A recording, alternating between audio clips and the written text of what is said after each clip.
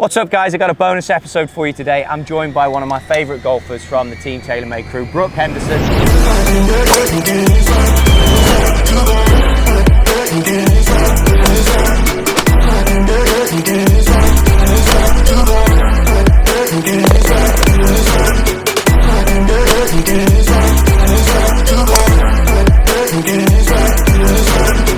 Thank you for coming on. I think, well, we've got you here at the TaylorMade Photoshoot, but I just want to go through your bag, what you love about it. I think we can't ignore it, right? The QI10 and the metal woods. What's your first reaction? What do you think? I love this driver. Yeah, I hit it for the first time this morning. I pulled it out of the bag and the first one was like straight as an arrow and really far, and Colin was hitting behind me and I think he was impressed. So that made me feel really good. Absolutely, and he hits it straight. Has this been going straight for you as the story would go with the MOI and feeling that? So moment of inertia reduction to twist. I know you don't miss the center much, but you're known for hitting it straight. So if we can give you something that's even straighter, that's got to be appealing, right? Oh yeah, they told me, you know, it should go straighter and farther, and I was like, well, that's perfect. One of the things I noticed with you is you play a longer golf shaft, right, than most. What's the thinking behind that? Why do you go so long in the golf shaft? Well, I'm always looking for more distance. That's why one of the reasons why this driver is so great. It's going to give me a little bit more, and also, you know, longer shaft, longer pendulum.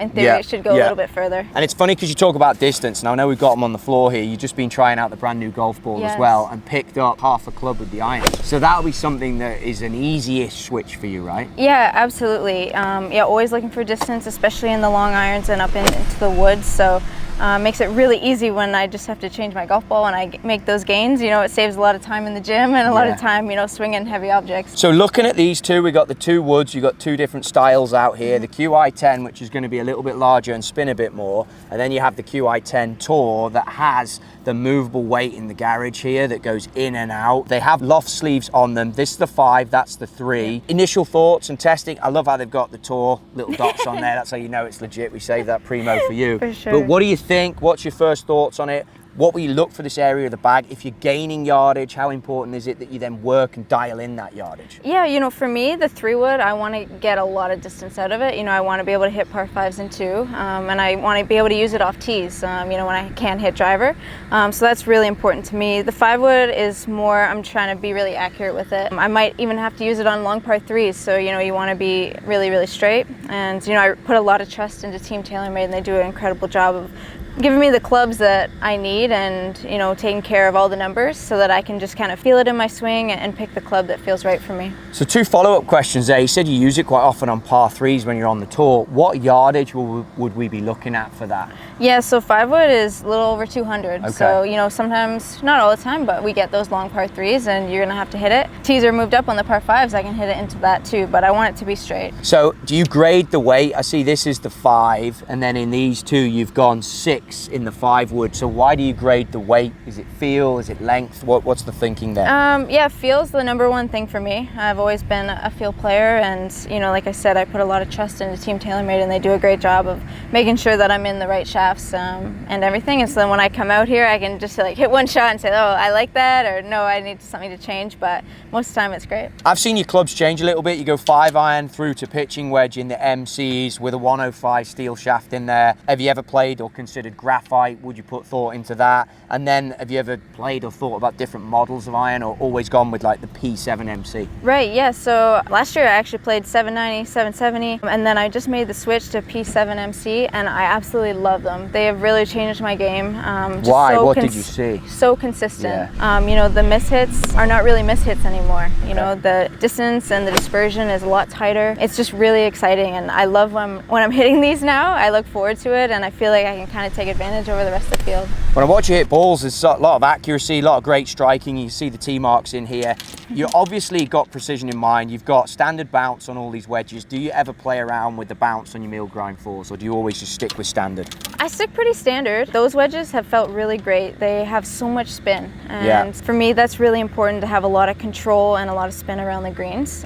So those wedges have really been clutch for me. Okay, and then I look at the camber and the control. You really wear these out, so you work pretty hard. My sister's always telling me to practice my wedges, so there's my proof. And then we can't avoid the moneymaker maker. I noticed you got the Garson grip on there, the Quad Tour. You put left below right. This one's one you've been testing out in the Spider Tour V.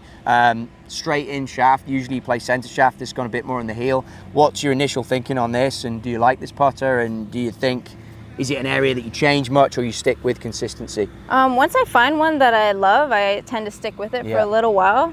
This one, it feels so good. You know, the weight and the stability of it feels awesome. And I was making a lot of putts earlier today with it, so I feel like this one's going right in the bag. And I think to give our amateurs a bit of hope, how long does it take you to get comfortable with new clubs? It takes a little bit, but you know, when the clubs are this good, it maybe doesn't take quite as long. And you know, when you have a great team around you that's, you know, making sure you're right in the right shafts and in the right lofts and right weights, it makes the transition a lot easier. But it does take a little bit of time, you know, to practice and get ready. And then if you find a driver and you love it, or a 3-wood, for you sounds like 3-wood, 5-wood are very important. You find these clubs and you love them.